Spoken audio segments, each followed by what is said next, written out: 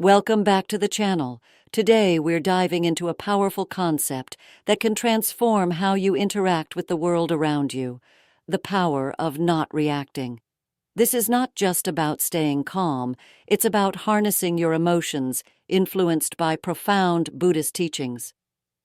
So, let's explore how we can cultivate this inner strength.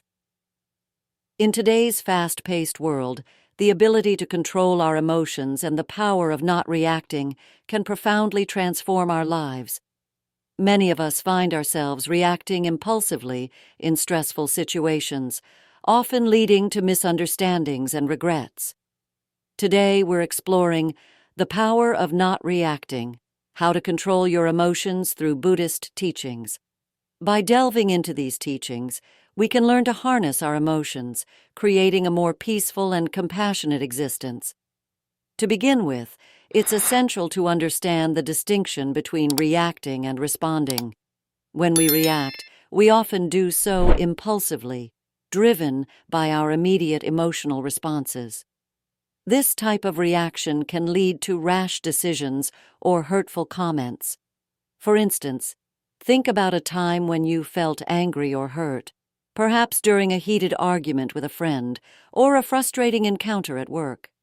In these moments, the instinct to lash out can be overwhelming, leading to actions we may later regret. In contrast, responding involves a pause and a conscious choice about how to act.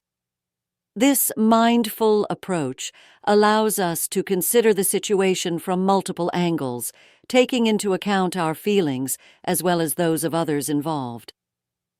Buddhist teachings emphasize the importance of awareness and compassion, both of which are essential in the journey toward emotional control.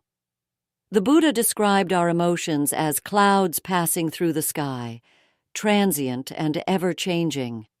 By recognizing that emotions are not permanent, we can learn to observe them without letting them control our actions. This observation is a fundamental practice in Buddhism, often referred to as mindfulness. Mindfulness encourages us to observe our thoughts and feelings non-judgmentally, creating space between stimulus and reaction. When faced with a strong emotion, such as anger or sadness, we can practice a simple yet effective exercise. Take a few deep breaths, acknowledge the feeling without judgment, and allow ourselves to sit with that feeling for a moment. This practice can significantly reduce the urge to react impulsively, promoting a more thoughtful and measured response. Another crucial aspect of Buddhist philosophy is the concept of impermanence, which teaches that everything we experience, both positive and negative, is temporary. When we remind ourselves that our emotions are fleeting, it becomes easier to avoid overreacting. For example, when feeling angry, we can remind ourselves that this feeling won't last forever. Just like a wave crashing on the shore, our emotions are powerful but ultimately temporary. This awareness allows us to cultivate patience and control, enabling us to respond with clarity rather than confusion. Compassion is also fundamental to mastering the art of not reacting. When faced with negativity or conflict, shifting our focus to understand the other person's perspective can profoundly affect our emotional responses. Consider the Buddhist principle of metta, or loving kindness, which encourages us to wish others well, even those who may provoke us. By cultivating compassion, we create a more positive environment, not only for ourselves, but also for those around us. This shift in focus allows us to respond with kindness instead of defensiveness, fostering healthier interactions. Practicing compassion doesn't mean we condone negative behavior. Rather, it means we choose to respond with understanding and empathy. So, what happens when we commit to practicing the power of not reacting?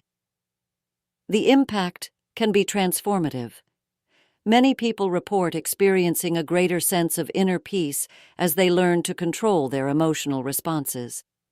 When we choose to respond thoughtfully rather than react impulsively, our relationships improve significantly. We communicate more effectively, reducing misunderstandings and promoting a sense of connection. Additionally, by not reacting emotionally, we often find it easier to approach problems constructively. Instead of escalating conflicts, we open doors to understanding and collaboration, allowing us to navigate challenges with grace. Let's explore some real-life applications of these principles. Imagine a stressful day at work where a colleague criticizes your project. In that moment, your initial reaction might be to defend yourself or retaliate. However, by practicing mindfulness, you can take a moment to breathe and ask yourself, what is the constructive response here? This pause allows you to consider your colleague's perspective and respond in a way that fosters collaboration rather than conflict. By engaging in a calm conversation, you may discover constructive feedback that helps improve your work rather than creating unnecessary tension. Similarly, consider a disagreement with a family member. Instead of reacting with frustration and escalating the conflict, applying these principles can help you choose to listen and understand the other person's point of view. This approach paves the way for a healthier dialogue where both parties feel heard and respected. Engaging in such practices not only strengthens relationships, but also contributes to a more harmonious home environment. Furthermore, the digital age presents unique challenges for emotional control. Social media, with its rapid-fire exchanges, often prompts quick reactions that can lead to misunderstandings and heated debates. In these online spaces, the lack of face-to-face interaction can exacerbate emotional responses. By employing the teachings of mindfulness and impermanence in our digital interactions, we can approach online communication with a more measured mindset. When faced with a provocative post or comment, taking a moment to reflect before responding can prevent unnecessary conflict and promote constructive dialogue. Instead of responding in anger, we can choose to engage thoughtfully, which can help to de-escalate tense discussions. If you're interested in deepening your understanding and practice of these teachings, there are many resources available. Books like The Miracle of Mindfulness by Thich Nhat Hanh offer profound insights into the practice of mindfulness and its benefits. This book provides practical exercises and meditations that can help you integrate mindfulness into your daily routine. Additionally, Tara Brach's Radical Acceptance explores the power of self-compassion and understanding, offering tools to help you cultivate a kinder relationship with yourself and others. For those looking for practical guidance, mindfulness apps like Headspace and Calm provide exercises and meditations to help you develop a consistent practice. These resources can empower you to integrate the principles of mindfulness and emotional control into your daily life. As we navigate our emotional landscapes, it's essential to remember that the journey toward not reacting is not about suppressing emotions or pretending they don't exist. Instead, it's about acknowledging our feelings and choosing how to respond. This process takes practice and patience, but the rewards are immeasurable.